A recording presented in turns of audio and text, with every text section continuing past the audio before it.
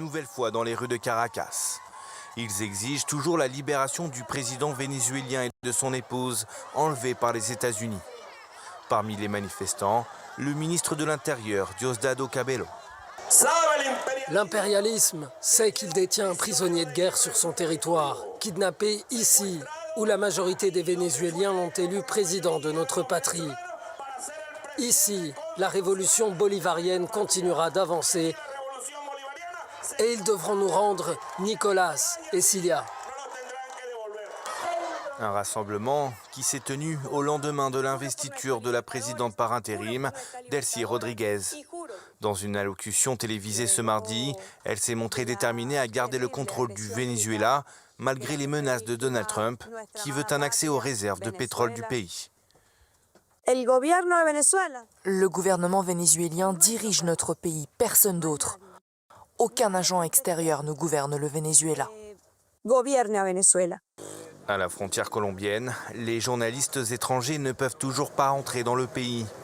Chez les Vénézuéliens qui acceptent d'être interrogés, les langues se délient. Peut-être que je peux le dire parce que j'ai déjà traversé la frontière, mais on a encore du mal à y croire. Nous sommes convaincus que cette fois quelque chose va se passer, qu'il va arriver quelque chose de positif pour notre pays. On est un peu sous le choc, non? C'est quelque chose qui n'aurait vraiment pas dû arriver. Ça n'aurait jamais dû se passer comme ça, quoi qu'il en soit. Connu pour sa fidélité à Nicolás Maduro, mais aussi pour son pragmatisme, Delcy Rodriguez a plaidé pour une relation équilibrée et respectueuse avec Washington. Donald Trump a quant à lui annoncé la livraison par les nouvelles autorités vénézuéliennes de 30 à 50 millions de barils de pétrole aux États-Unis. Dans cette situation, nous avons vécu un fait phénoménal qui est un changement de pouvoir à l'intérieur d'un État socialiste géré par Donald Trump. Maria Corina Machado, dans le meilleur des cas, pourrait prendre le pouvoir si elle gagnait les prochaines élections, mais dans le cadre actuel, il n'est pas vraisemblable qu'elle prenne le pouvoir rapidement.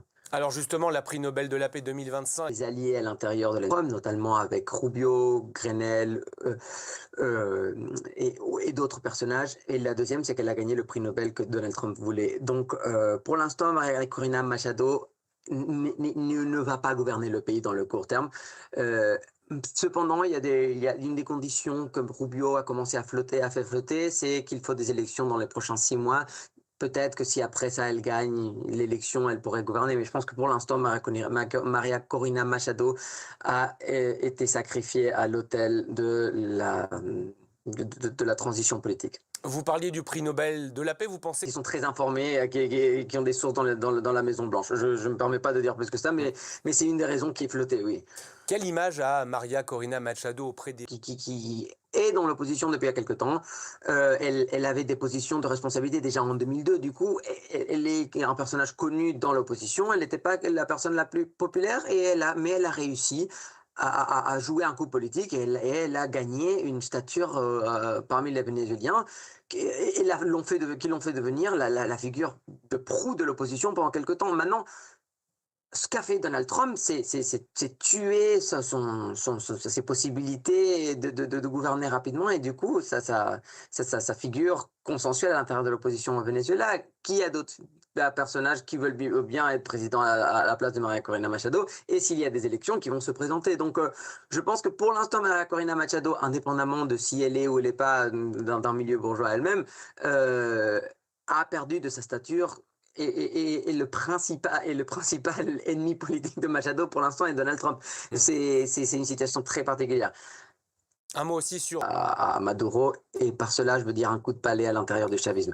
Il est invraisemblable que Donald Trump lance une autre action militaire comme il l'a fait dans le court terme. Ce qui est très vraisemblable, c'est que d'autres factions du chavisme pensent qu'elle est en train de prendre de s'arroger trop de pouvoir et lui fassent un contre-coup. Je pense que pour l'instant, c'est ça la grande difficulté. D'ailleurs, les déclarations de Rubio qui visent Diosdado Cabello en particulier, qui ont été faites il y a peu de temps selon Reuters, dans cette direction-là. Je pense que pour l'instant, la grande difficulté de Delcy Rodriguez est de réussir à créer l'unité dans le mouvement chaviste et d'éviter de se faire de se prendre un coup d'État à la figure. C'est pour ça que les premières déclarations de Delcy Rodriguez ont été si fortes et perçues par le monde international comme étant si combative. C'est parce qu'elle est affaiblie en interne. Et il y a d'autres personnes qui veulent être calife à la place du calife. Ça c'est sans aucun doute le cas au Venezuela. Et Donald Trump pourrait se lasser Politique sur le moyen terme, chapeauté par les États-Unis, mais où le chavisme est encore au pouvoir, ce qui se passe maintenant avec Delcy Rodriguez. Le deuxième est une désintégration du chavisme qui se ferait dans beaucoup d'instabilité.